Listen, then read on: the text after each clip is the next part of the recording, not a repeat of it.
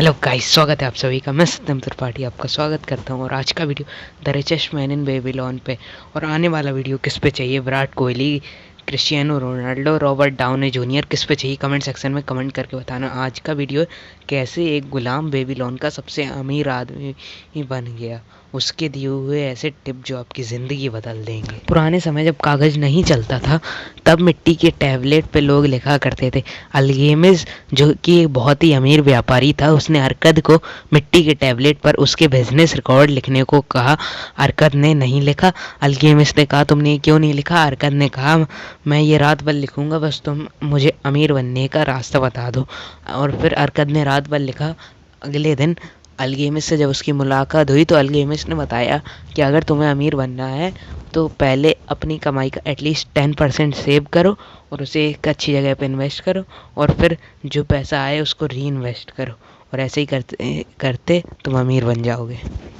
अरकद ने 1 साल तक पैसे बचाए और उसे एक ईंट बनाने वाले को दे दिए, जो कि विदेश जाकर जेमस्टोन यानी कि रत्न खरीदने वाला था। और जब वो रत्न लेकर आया तो विदेश से उसे कांच के टुकड़े दे दिए थे, और जिससे अरकद को बहुत ज़्यादा नुकसान हो गया था।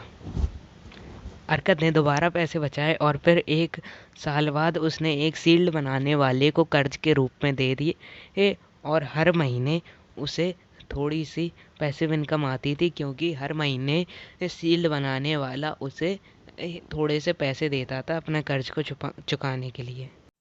एक दिन अरकद की मुलाकात अल्गेमिस से फिर एक बार हुई। अल्गेमिस ने पूछा, क्या तुम 10% सेव करते हो? तो अरकद ने कहा हाँ। और उसने पूछा, अब तुम उनका क्या करते हो? तो अरकद ने बताया, मैंने उसे सील्ड बनाने वाले को कर्ज के रूप में दे दिया है, जो कि मुझे हर महीने थोड़े थोड़े पैसे देता है। अल्गेमिस ने पूछा, अब तुम उन पैसों का क्या करते हो? तो अरकद ने कहा, मैं उसे लग्जरी लाइफ स्टाइल में खर्च कर देता हूँ, मैं अच्छा खाना खाता हूँ, अच्छे कपड़े पहनता हूँ। तो अल्गेमिस ने कहा, ऐसे अमीर नहीं बना जा सकता है। जो तुम्हारे पास पैसे आ रहे हैं उन सब का 10% सेव करो और उसे री इन्वेस्ट करो, तभी तुम अमीर बन सकते हो। अरकद बेबीलोन का सबसे अमीर आदमी था, तो अरकद ने सोचा कि ये कला सबको सिखाई जाए, तो इसलिए अरकद ने 100 लोगों को अमीर बनने के सीक्रेट्स बताए। तो 7 लेसन्स उसने बताए अमीर बनने के। सो इसको हम कहेंगे 7 important lesson, financial lessons.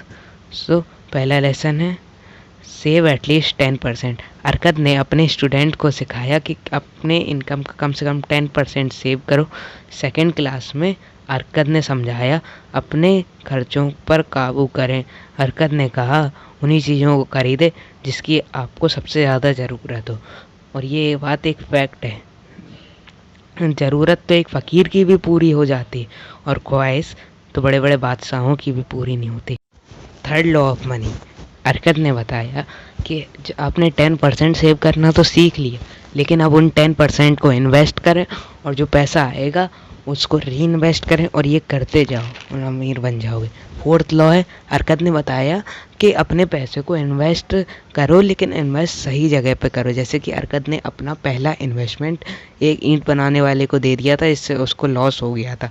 So invest करने से पहले सोच कर, समझ कर और सलाह लेकर इन्वेस्ट करो। Fifth law of money, Babylon में बहुत सारे लोग किराए पर रहते थे, और अरकद का मानना था कि लोगों को घर कर्ज पर ले लेना चाहिए, और जैसे वो किराया दे रहे हैं वैसे ही इंस्टॉलमेंट देनी चाहिए।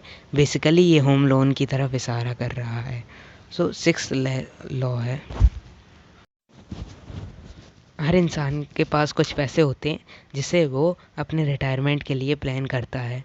कुछ लोग उसे गाड़ देते हैं, कुछ लोग बैंक में डिपॉजिट कर देते हैं, पर कोई भी रास्ता 100% सेफ नहीं है। कभी बैंक में चोरी हो सकती है, कभी कुछ भी हो सकता है।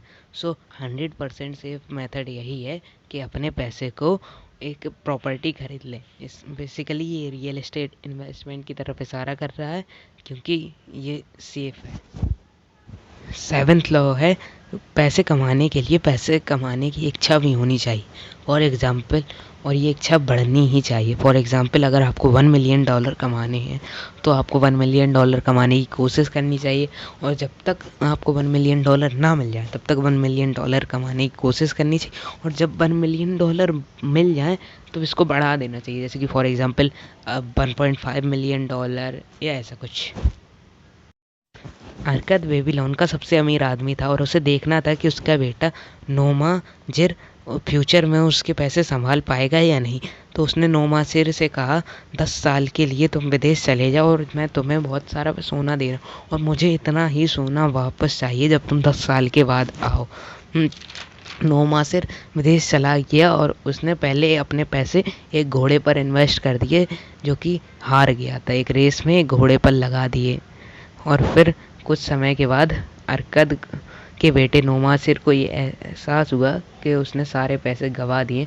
बस उसको एक मिट्टी का टैबलेट मिला जिसमें 5 लेसन्स लिखे थे पैसे कमाने के, जो कि अरकद ने खुद अपने बेटे नोमासिर के लिए लिखे थे। और वो 5 लेसन्स हैं ये। पहला नियम है, save at least 10% of your income. ये नियम मैं कई बार बता चुका हूँ कि अपनी इनकम का एटलीस्ट 10% सेव करो। और फिर लॉ है कि कम से कम अपनी इनकम का जो आपने सेव किया उसे सही जगह पे इन्वेस्ट करना। और थर्ड लॉ है कि पैसा एक ऐसे मालिक के पास ज़्यादा देर ठहरता है जो उसकी ज़्यादा केयर करता है। फोर्थ लॉ है, पैसा ऐसे आदमी के पास नहीं ठहरता जो उसको किसी ऐसी जगह पे इन्वेस्ट करते जिस फील्ड के बारे में वो नहीं जानता है। बेसिकली ये उन लोगों के लिए जो इन्वेस्टिंग को डार्ट्स खेलना मानते हैं। और फिफ्थ लॉ है, पैसा ऐसे इंसान से दूर भागता है जो सोचता है कि पैसा एकदम से उसका बढ़ता रहेगा।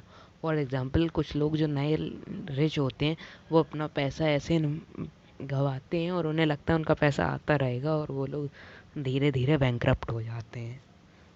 ये सारी बातें मैंने आपको the richest man in Babylon से बताई, और ये बुक खरीदने की लिंक डिस्क्रिप्शन में, हिंदी और इंग्लिश दोनों टाइप की बुक आप डिस्क्रिप्शन में दी हुई लिंक से खरीद सकते हैं।